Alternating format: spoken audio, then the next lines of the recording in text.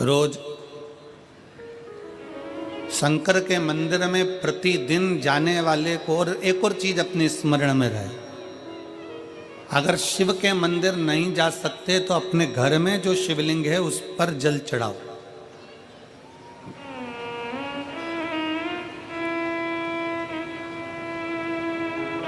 और यदि आप अपने शंकर के घर में शिवलिंग पर भी जल नहीं चढ़ा पा रहे हो तो किसी बेलपत्री का वृक्ष हो, उस वृक्ष के नीचे भी जल चढ़ाओ। और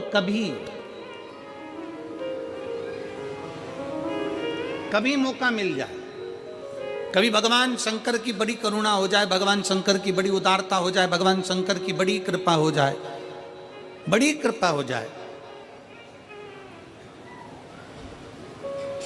भगवान शंकर जिस दिन तुम्हारे ऊपर बहुत बड़ी कृपा कर दे, किसी सोमवार को 3 नियम बना लो।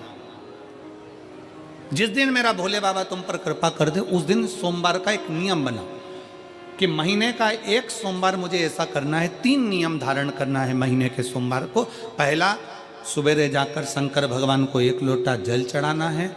दूसरा, दोपहर के समय पर जाकर मुझे बेलपत्री के वृक्ष के नीचे एक चावल का दाना रखकर बेलपत्री की 7, 11, 21, 108, 51 जितनी परिक्रमा आप लगा सकते हो वो लगाना है। और तीसरा, बेलपत्री के वृक्ष के नीचे और शंकर के मंदिर के दरवाजे पर मुझे एक घी का दीपक लगाना है। बस ये 3 नियम जिसने महीने में एक बार ले लिया, समझ लो उसको पीछे हटने की जरूरत ही नहीं, वो आगे ही बढ़ेगा। महीने के किसी एक सोमवार का ऐसा नियम बना लो कि मुझे 3 नियम धारण करना है महीने के किसी भी एक सोमवार को। हम ये नहीं कहेंगे कि तुम सोमवार 5 पढ़ रहे हैं तो 5 को करो, 4 पढ़ रहे हैं तो 4 को करो, 3 पढ़ रहे हैं तो 3 को करो।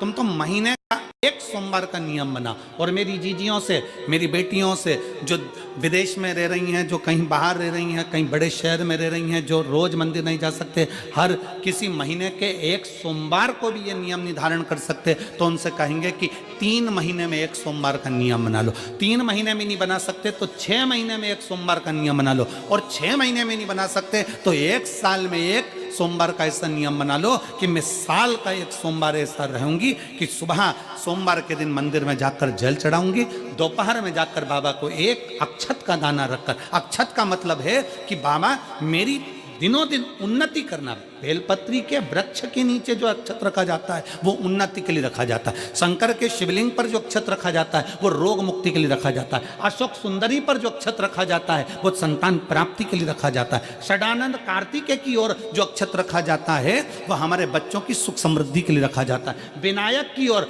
गणेश जी की ओर जो अक्षत रखा जाता है वह हमारे घर में कोई मंगल कार्य आ जाए उसके लिए रखा जाता है। और जो पीठिका होती है जिसपे शिवलिंग रखा होता है, पार्वती जी का हस्तकमल, उस पर अक्षत रखा जाता है तो नारी के अखंड सौभाग्य के लिए रखा जाता है। अक्षत रखने का भी तरीका है। एक चावल का दाना कहाँ रखा जाता है, क्यों रखा जाता है, कैसे रखा। अब कई लोग कहते हैं गुरुजी ये शिव महापुराण में आप ये नियम बताते हो, तरीका बताते हो। हम तो उनसे कहेंगे डॉक्टर के पास जाओगे तो डॉक्टर भी गोली लिखकर ये नहीं कह देगा कि ये सारी गोली एक साथ खा जा। डॉक्टर भी कहेगा ये गोली सुबह खाना है, ये गोली शाम को खाना है, ये गोली दोपहर में खाना, ये गोली भूखे रहकर खाना। बोलो सही है कि गलत है? ये रात्रि को खाना खाने के बाद खा लेना, ये खाना खाने के पहले, ये नाश्ते के पहले। और सुनो, ये दवाई, ये वाली पीछे वाली जो दवाई लो ना इसको दूध से लेना, ये वाली जो दवाई लो ना इसको पानी से लेना। और सुनो, ये डब्बी है इसको पानी में मिलाकर फिर पीना। दवाई लेने का भी तरीका है, उसी तरह शिव महापुराण में एक एक अक्षत का भी तरीका है और एक एक बेलपत्री का भी तरीका है।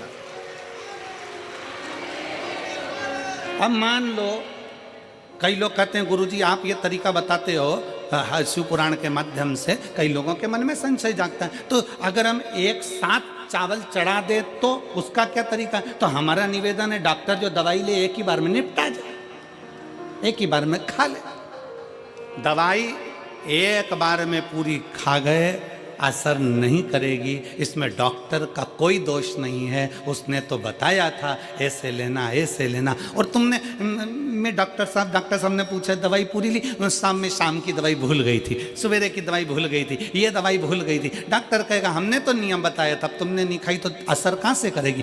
तुम असर